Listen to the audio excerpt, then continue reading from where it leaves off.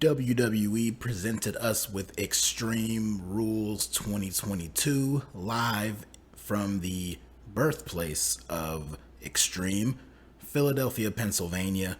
A show that was far more extreme, at least in terms of matches having actual extreme stipulations, way more extreme than previous year's shows, but that did not make for a better show.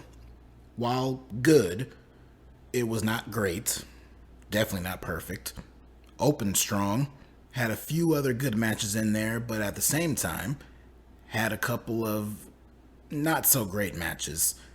But it closed out with a very huge, very special moment that I'm sure a lot of people have been waiting a long time for, or at least have been waiting several weeks for, ever since all of these White Rabbit teases started.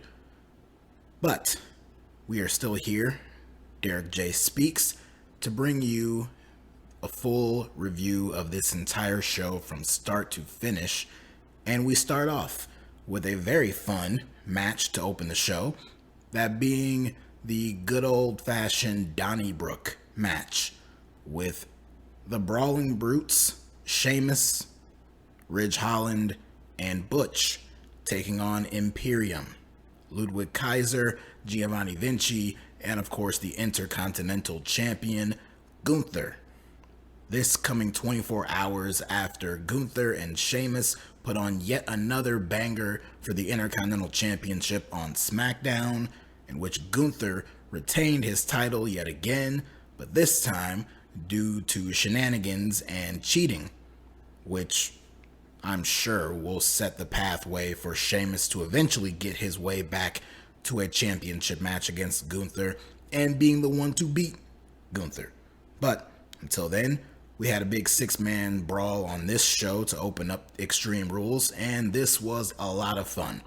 You got these six men in a match stipulation like this that just invites complete chaos, and that's exactly what we got.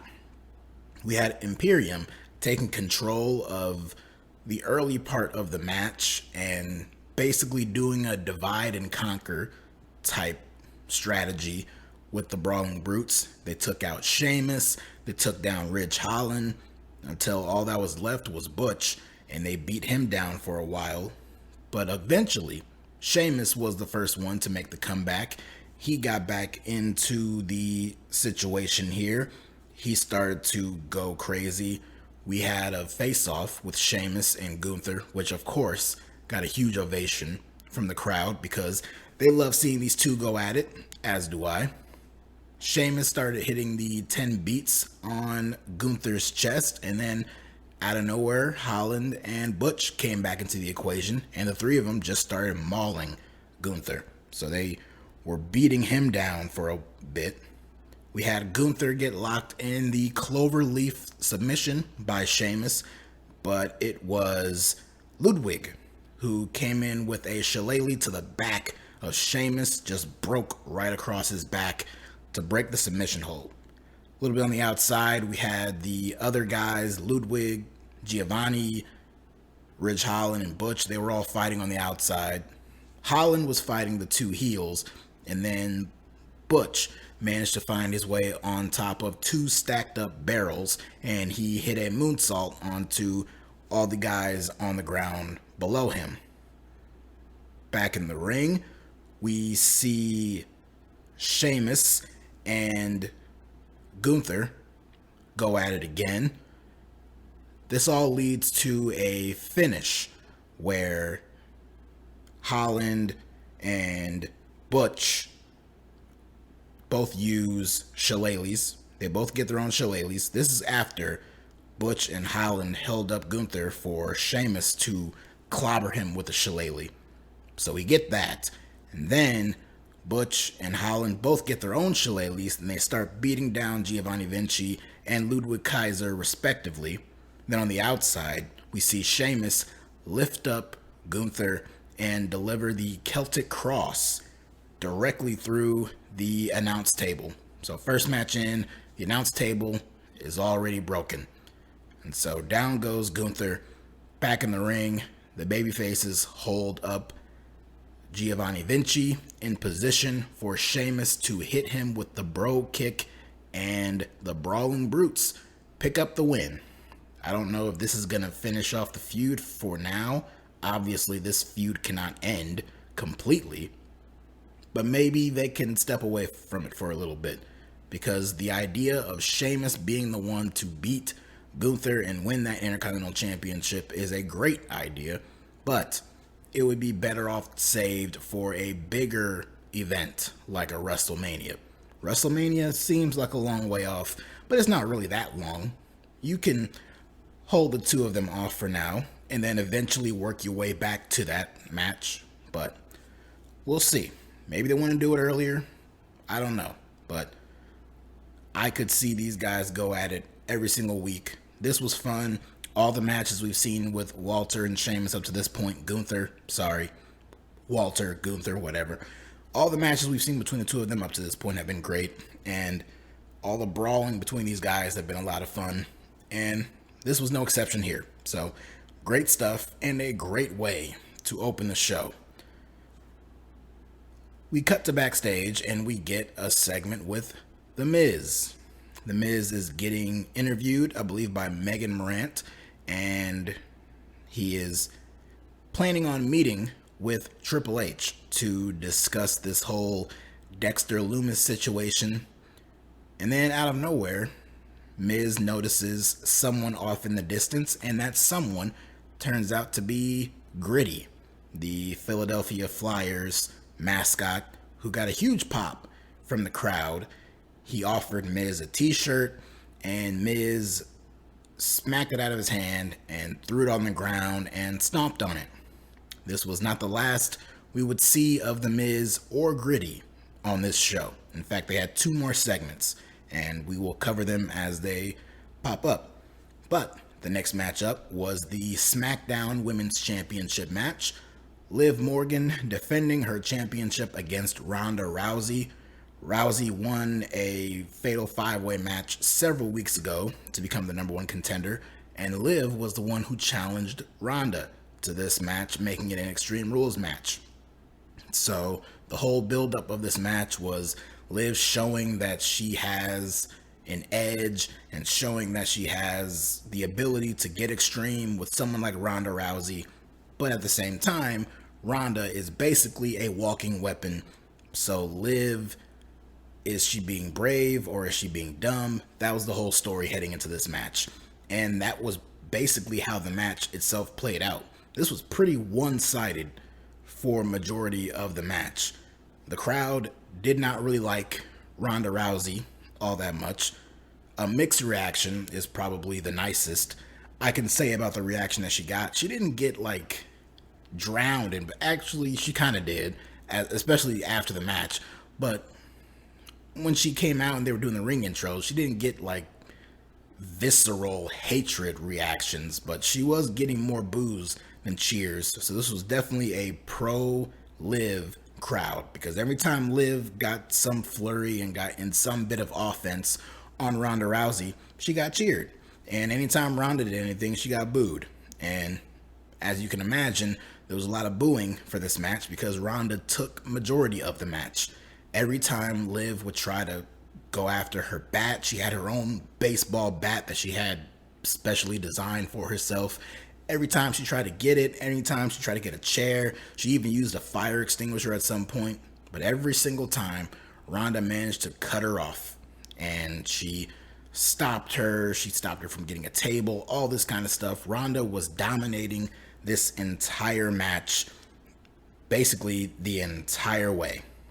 But at some point, Liv did manage to regain control. She got a chair. She used that on Ronda. She tried to wedge the chair in between the 2 ropes in the corner to try to deliver some move on Ronda, but the chair slipped and fell out onto the floor. They tried to do the whole sequence and do whatever move it was going to be. And I think even Michael Cole mentioned that whatever that move was, it would have been much more effective, I'm sure, if the chair was there. And he wasn't lying about that. But such is life. Stuff happens. Liv did rebound though. She managed to get Ronda laid out on a table, and she went up top and hit a diving senton right onto Ronda, right through the table. A very similar move that she hit on Lacey Evans a few weeks ago on TV. But she went for the cover, only good for a 2 count, and within a few seconds, Ronda managed to lock Liv in the armbar. And she was locking it in really tight. Liv was trying to fight out of it. She tried to power Ronda up, but Ronda still had the hold locked in. And then she managed to twist it and reverse it and readjust the armbar into some type of leg lock, sleeper, some type of bicep hold, whatever it was basically choking out Liv Morgan. And if you could see Liv's face, her eyes are closed. It looks like she's going out, but at the same time, it looks like she's smiling. So that was weird. And she's smiling, but she's smiling while she's fading out. And she's out, she passes out, and Ronda is your new SmackDown Women's Champion. Like I mentioned earlier, the fans didn't really like this that much. They booed this, in fact. And Ronda was playing into it. She was doing the whole crybaby facial expressions and all that stuff, and she was playing into it. She's a very effective heel, even though she has not been positioned as a heel so far. But I don't know. And then after the match, they cut back to the ring, and Liv Morgan, she's waking back up, and she's still smiling. And even Corey Graves on commentary mentioned the fact that it looked like Liv was smiling as she was being choked out, and now she's smiling again. He didn't know what to make of it, and I don't. I know a lot of people had a lot of fun poking fun at this, talking about how this must be some kind of fetish for Liv Morgan. I don't know. To each their own. I don't know what to make of this, but I'm sure we'll get some kind of explanation for it on SmackDown. But the match here, it really just wasn't all that thrilling to me. Both women did their best and they put up a good effort here, but it just didn't really connect with me. Coming off of the first match, this one was a bit of a step down, and the next match didn't really get all that much better. The next match being Drew McIntyre versus Karrion Kross in a strap match. Before the bell even rang, Kross was in the ring. McIntyre had his wrist strapped up, and Kross refused to tie his wrist up too. On the outside, though, we had Scarlett, who was pulling on Drew's side of the strap, and that provided enough distraction for Karrion Kross to attack him. That's been the story of this entire feud, and that was a big story of this match, especially the finish, with Scarlett constantly interfering on behalf of Karrion Kross. So the two men, they were fighting. Kross was beating down McIntyre, but McIntyre made a bit of a comeback, and the two men started brawling into the crowd.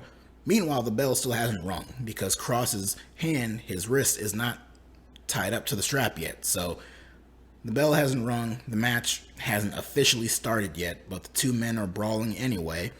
They make their way back down to ringside. Kross is still beating down McIntyre, but then McIntyre comes back in. He hits Kross with a sidewalk slam off of the top of the steel steps, crashing him down onto the ring apron, and he finally ties Kross's wrist. Both men are strapped up, and now the bell finally rings and the match can take place.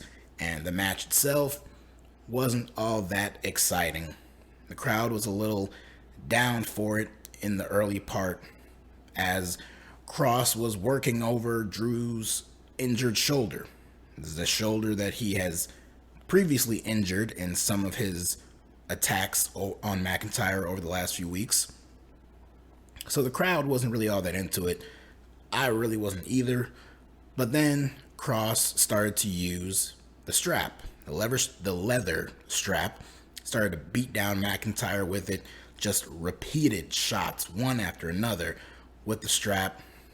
And the fans started to get into it. The fans were booing this. It got great heat. Other matches and other things on the show got better heat than this, but it still got good heat. And then when McIntyre started to come back, Kross started to hit him with a strap again, but this time it was firing McIntyre up. They were still cheering for him. So Drew McIntyre, despite some of the big losses, including and especially the big loss at Clash at the Castle last month, the fans still like him. They still cheer for him, so that's good to see. So here, he makes a comeback, and the fans are getting into it. And it looks like McIntyre is about to close this down, and he's setting up for the Claymore when Scarlett gets back involved. She gets in the ring. She stands in McIntyre's way of hitting the Claymore, and McIntyre, it looked like he sidestepped her, or he pushed her to the side or whatever, but then she spun him back around and sprayed him in the eyes with pepper spray. Just sprayed the mess out of his face and his eyes. She mounted him. She was on top of him, still spraying him over and over again. And then McIntyre, he's selling it. He's trying to rub his eyes and all that. He has his back turned to Kross, who then connects with a big forearm to the back of his head. Michael Cole called it the Kross Hammer, so I guess that's the name of the move. And Karrion Kross gets the win. Karrion Kross definitely needed the win more than Drew McIntyre did. I know McIntyre's coming off that loss at Clash of the Castle, but Karrion Kross is the newer star on Smackdown. He's someone who they see as a top heel on the show. I would argue that someone like Walter Gunther is more of a top heel than he is. Nonetheless, he is someone who they are trying to push as a new top guy. So he needed the win a hell of a lot more than Drew did, and he got the win. I am not a huge fan of Scarlett interfering and having this much interference. You know, I don't really remember her being that much of a pivotal part of Kross getting victories in NXT. I feel like Kross got a lot more clean wins in NXT than this, but it is what it is. And one knock on Karrion Kross ever since NXT has been, the presentation is good, the entrance is good, the pairing with him and Scarlett is good, but then once the bell rings and the matches start, leaves a lot to be desired.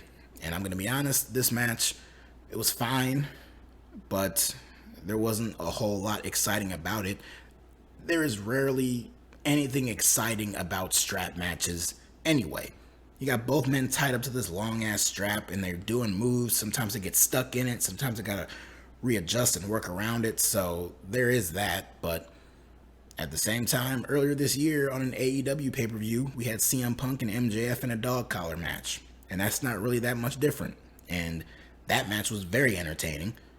Of course, there was a much more brutal, intense story to that match than there was this one. But still, it can be done. And this, I'm not going to call it bad, but it was just very mid.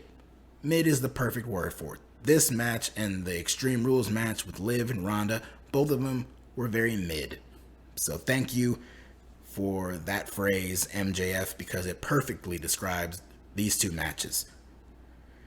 They cut backstage again, and we see The Miz again. This time he's on the phone with Maurice, and Gritty appeared again, and that was that. The next match was for the Raw Women's Championship, the first ever one-on-one women's ladder match. Bianca Belair defending the title against Bayley. They showed Nikita Lyons from NXT in the crowd watching this match, and Michael Cole, I don't remember the context to it, but he name dropped Sasha Banks on commentary. Thought that was interesting. I don't remember hearing Sasha Banks' name mentioned on commentary in a very long time. In fact, I believe the last time I've heard Michael Cole mention Sasha Banks' name was a few months ago when he was on Smackdown saying how her and Naomi let us all down when they walked out. So interesting. But this match started off very basic, very slow, and even throughout the match there were some pretty rough spots. But for the most part, this was a really fun match. This was a really good ladder match. I thought both women, obviously this is not something they are used to. This is the first time there's been a singles ladder match with the women on the main roster, which is hard to believe, but I guess that's the case. So, a little bit out of their element in that regard, but I thought for the most part they did a very good job. They told a very good story, and Bianca looked very strong throughout this entire match. But Bayley was sure trying to take advantage of Bianca. At one point, she had Bianca laid out on a ladder bridge. It was bridged between the top of the steel steps and the security wall, the barricade, and she had Bianca laid out on it. Bayley goes on the apron and hits a running elbow drop right onto Bianca. It didn't look like either woman really benefited from that. It looked brutal for both. So, but it looked cool. At one point, Bayley tried to sandwich Bianca with a ladder. Bianca was on the floor. She was on a ladder, and then Bayley tried to slam another ladder on top of her, but Bianca managed to move out of the way. Somewhere in there, the ladder broke, and that played a little bit of a role later on towards the finish of the match. A little bit later on here, Bianca is starting to climb up the ladder. Bayley's in the ring, laid out, but she kicks the ladder from under itself, and Bianca comes crashing down.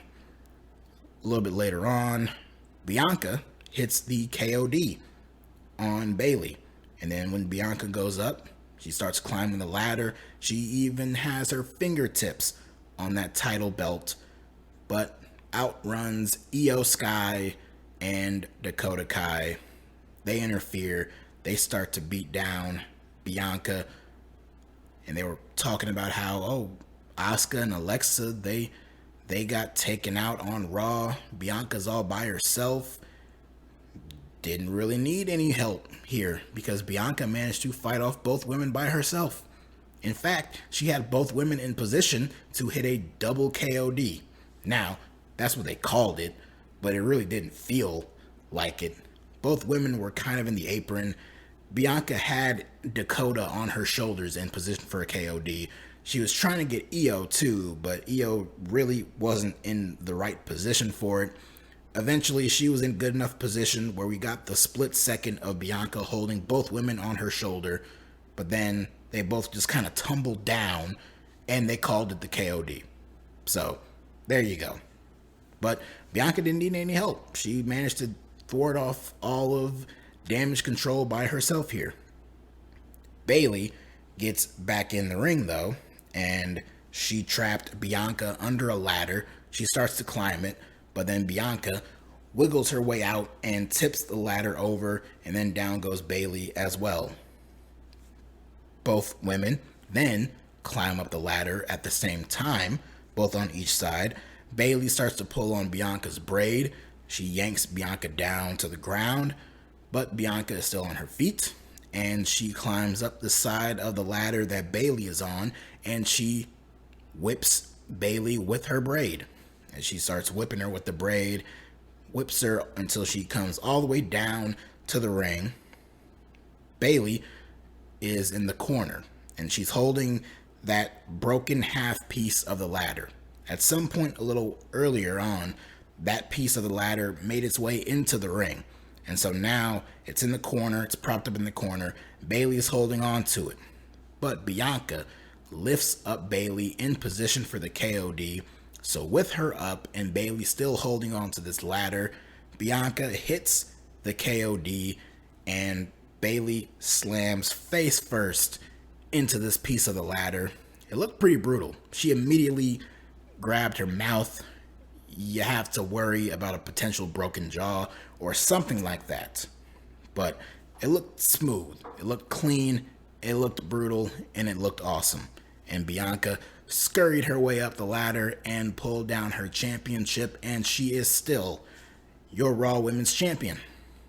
I thought for a good while, a few weeks, that Bayley might actually beat Bianca for the championship, but then they had Bayley and the rest of Damage Control stand tall over Bianca and Io, or Bianca and Asuka and Alexa on Raw. So kind of made me think, maybe Bianca might win. I didn't think Bianca was going to just get the better of Damage Control all by herself, but so that's just the way it is.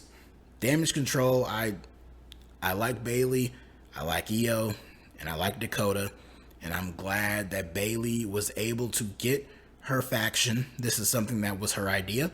This is something that she wanted. She really wanted to work with Dakota, but from what I understand, this was her idea, to have this faction formed.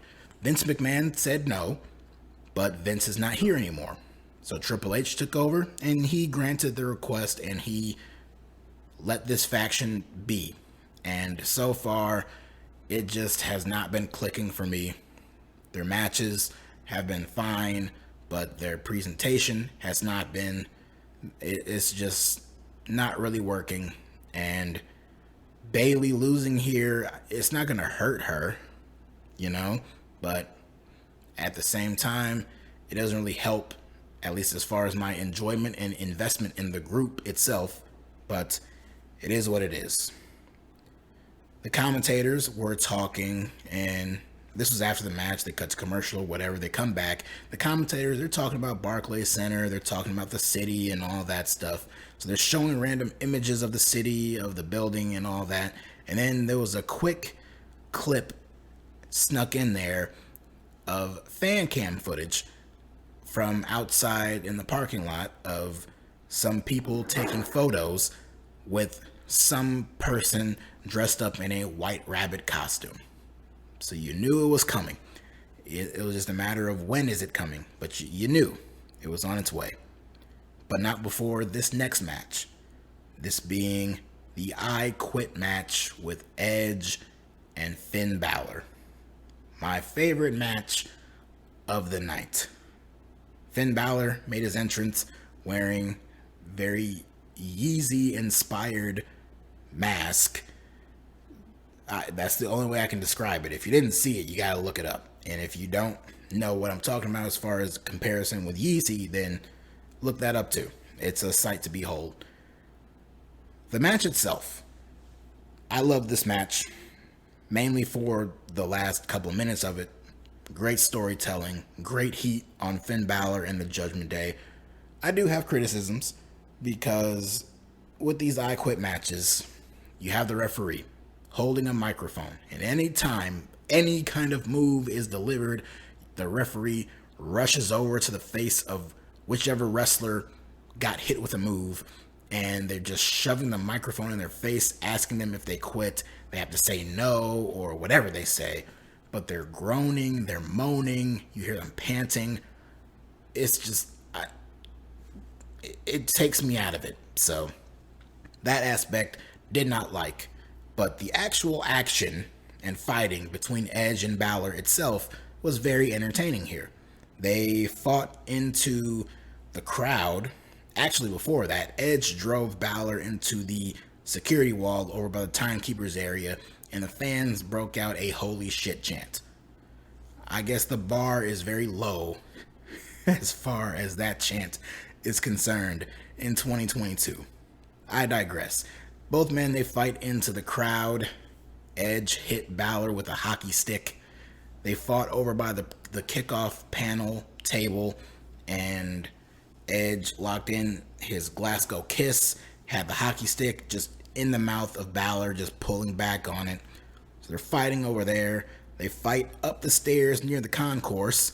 Bálor gets his face smacked on the overhead, but then Edge gets crotched on the railing.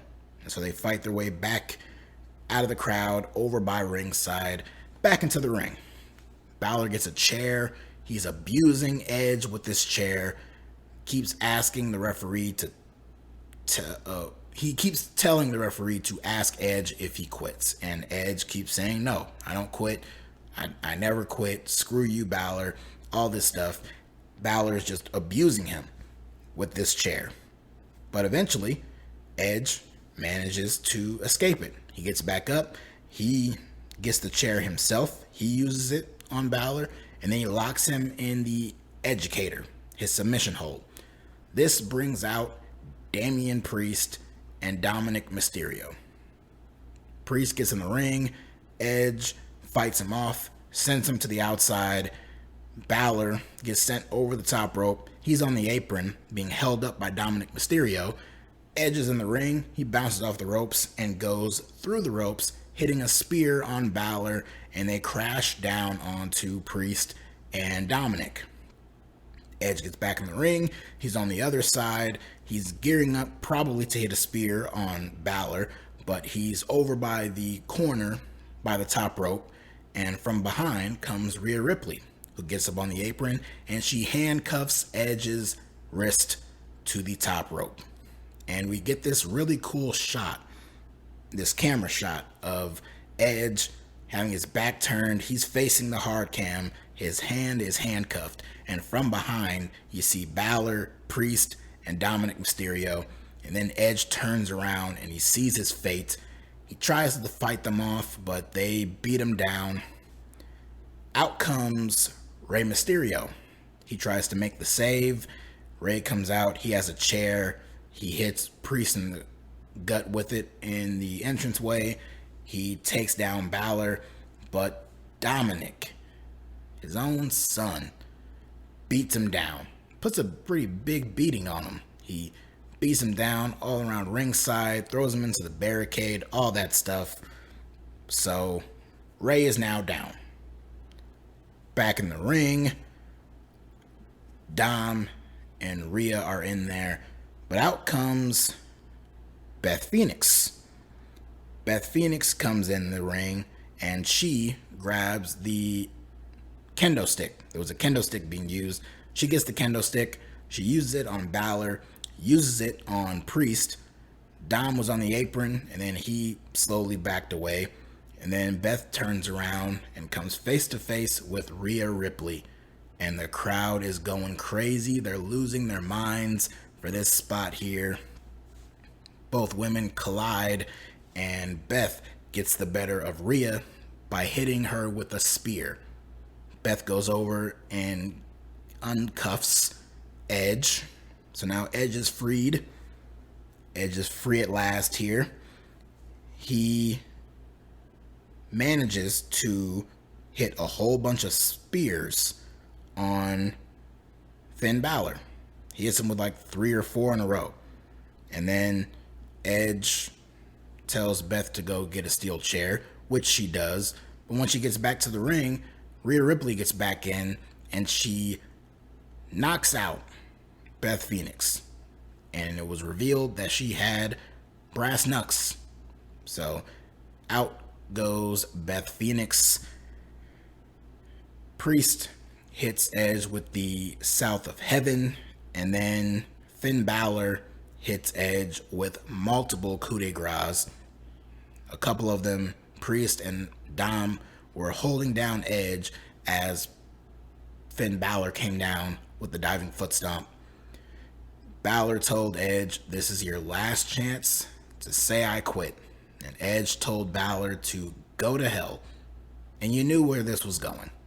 You knew exactly where this was going, but it was still going to be a very, very intense moment. So Beth is laid out. Rhea goes to the outside. She gets another steel chair. She puts Beth's face on one chair, and she's setting up to hit a concerto. And Bálor tells Edge again. Now Bálor, Priest, and Dominic, they're all holding up Edge, forcing him to watch this. And they're telling him, last chance. You gotta say I quit. And Edge, he's crying out for Beth and all that, but he has no choice. He has to say I quit. And this played into Edge's promo the previous week on Raw, where he said there is nothing that Bálor or the Judgment Day can do to him physically to make him say I quit. That was a giveaway right there that would set up a Bálor win, because it was very much psychologically and emotionally that made Edge quit trying to save his wife.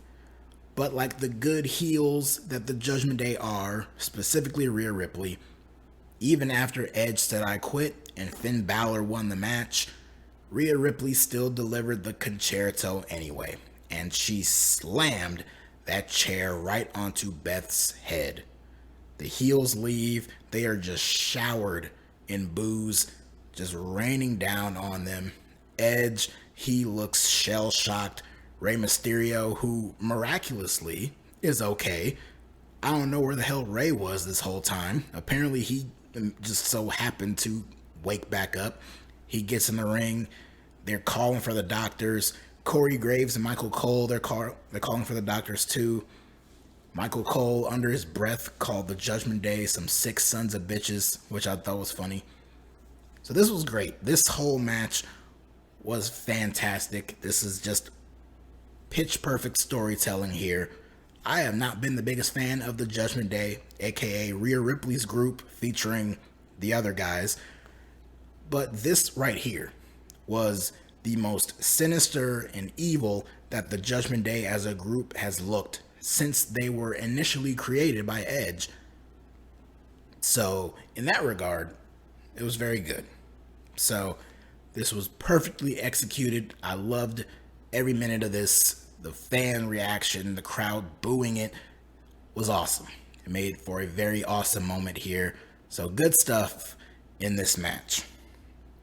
And of course, the only proper way to follow this and have a come down before the main event was yet another Miz backstage segment where he confronts Gritty yet again. This time he attacks Gritty, which I was fine with because I was sick of seeing Gritty. But then as he attacks him, he has his back turned, and behind him is, surprise, surprise, Dexter Lumis, who attacks The Miz, lays him out, and puts him to sleep. And then Dexter Lumis goes over and helps up Gritty, which got a big applause and ovation from the crowd. And then Gritty kicked Miz in the gut as he was getting back up. So this whole stuff backstage was building up to this inevitable outcome. I don't know why they needed to do a whole show-long thing with it, but whatever. The main event was the Fight Pit match with Seth Rollins and Matt Riddle, with special guest referee, UFC legend Daniel Cormier, who people were mercilessly capping on Twitter. I will not mention any of these tweets, nor will I confirm or deny whether or not I laughed at any of them. I will neither confirm nor deny that, but there were jokes made about Daniel Cormier here and how he looked.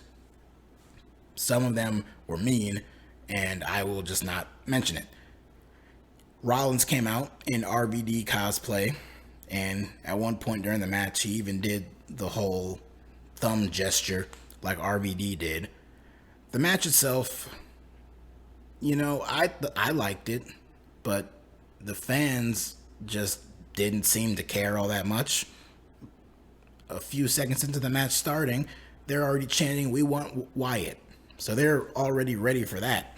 They don't care about this match, but kudos to Rollins and Riddle for getting the fans into the match. It took a while.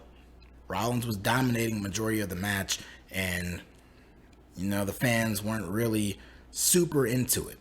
But eventually, both men managed to get to the top of the platform. So how this cage is set up, you have the cage, no ropes, and then there's a platform above it. So Rollins gets up there first, and then Riddle follows him up there. Now, based on the rules of the match, it can only end by submission or knockout, but it has to be in the ring. It can't be up on the platform. So both men, they're fighting up there.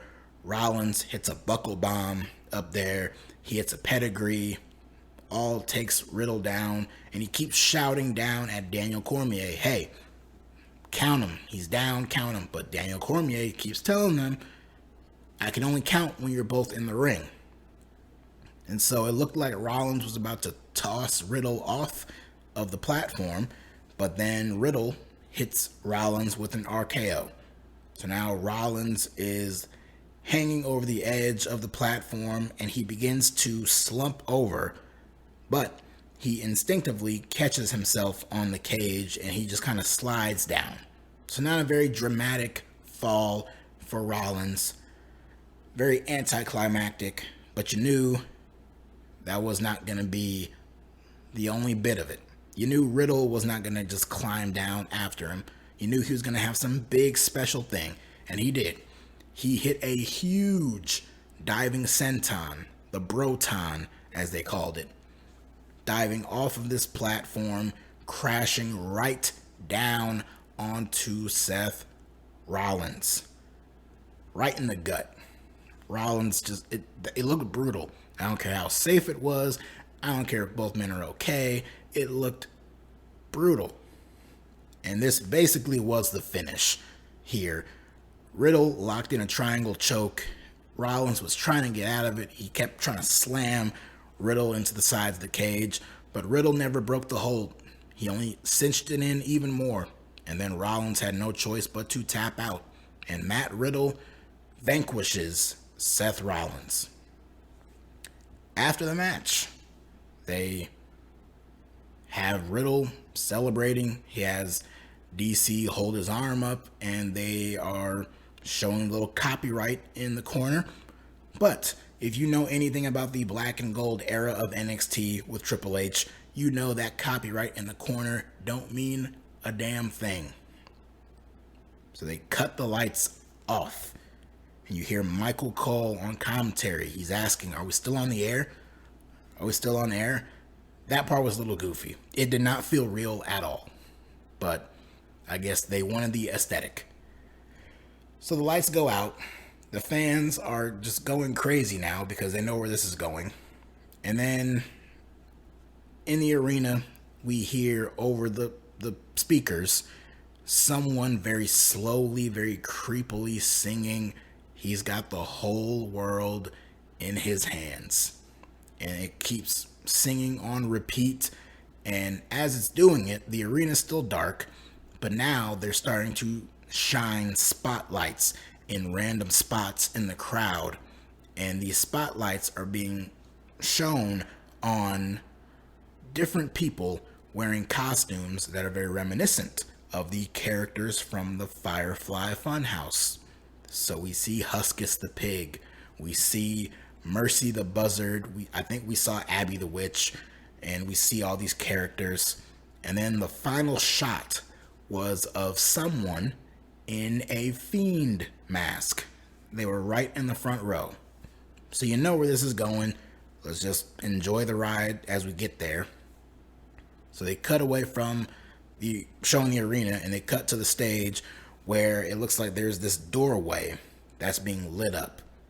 And they cut to this little video showing the Firefly Funhouse where Bray and all the other puppets used to be, and the Funhouse looks destroyed. It looks like it was abandoned, which it's been abandoned for over a year now. It looks burnt down, broken down. Some of the puppets in there look dead, basically. And so it's all laid out. But then there's a TV, and it zooms in on the TV where we see this masked individual. He's wearing some kind of mask that has this very giant, creepy smile on it, these big eyes.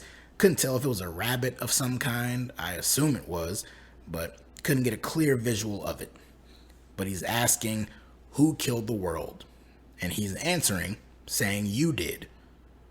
All the while, the fans are still cheering. You can still hear the fans. They're going crazy for all of this. And then we cut back to live in the arena, up on the entranceway, up on the stage, where that doorway is. Now it's glowing. It's shining with a bright light. And we see a figure walking through, wearing that mask as the same person in the TV. And they're holding a lantern. And the crowd's still going crazy.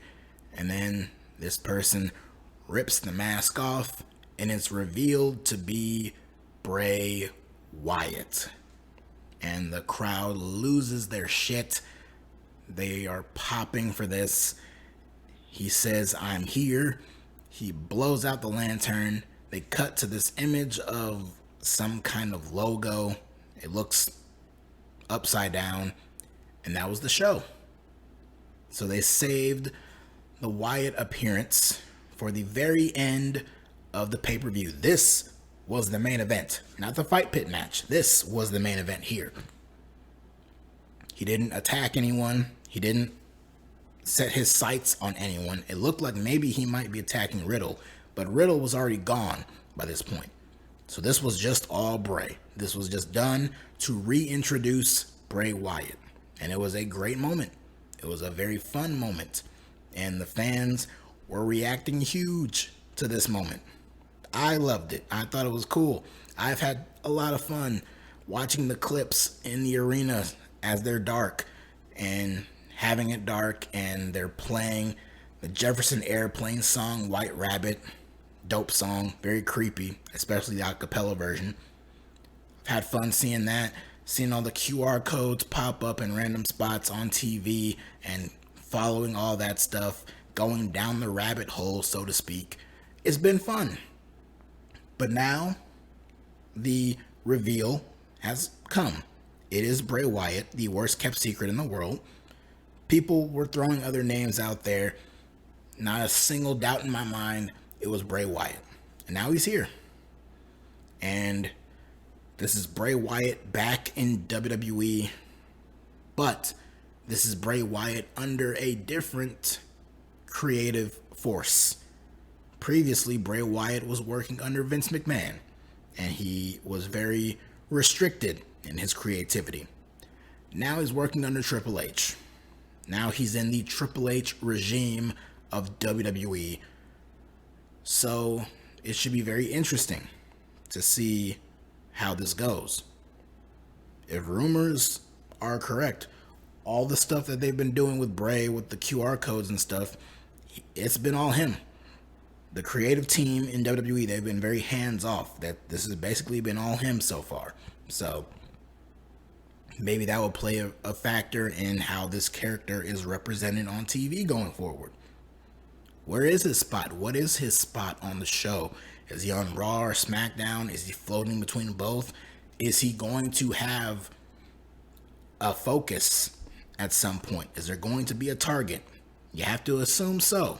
You can't just have him popping up and just only doing this for weeks and weeks. He's got to latch on to someone at some point. We got to hear him speak. We got to hear what's going on in his mind. But just isolated right now in this moment on this show, I thought it was great.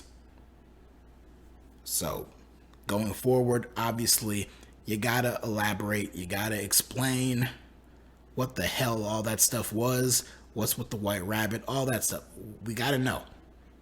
Maybe they might not explain it. Maybe not. But you got to think it was building to something other than just Bray Wyatt coming back. There has to be some reason why these specific images, why this and that. Hopefully we can get some explanation for it in due time. And Bray, creative-wise, he's great. In the ring, once that bell rings, what are we going to see? I don't know. It's been over a year since we've seen him wrestle, so should be very interesting. But this was still a very fun moment on this show. I had fun with this show overall. Like I mentioned, there was a few matches, wasn't really my bag. I didn't really enjoy it all that much, but for the most part, this was still a very good show. It opened strong, it ended stronger, and you had a fantastic match in the middle there with Edge and Finn Bálor in that entire story there. And I'm very interested in seeing where this stuff with Bray Wyatt is going to go. This whole Fiend, Eater of Worlds hybrid that he's got going on. Very intrigued by this. So that's it for me. I will most likely be coming back to you covering the season premiere of Monday Night Raw this upcoming Monday. And then after that, deviating from wrestling and giving you a review of the latest entry in the Halloween movie franchise with Halloween Ends. So we'll dive into that later on next week. But as for now, if you like what you heard, go ahead and hit that like button, subscribe to the channel, and follow me on Twitter, all at DerekJ Speaks. Thank you once again for listening, and until next time, see you later.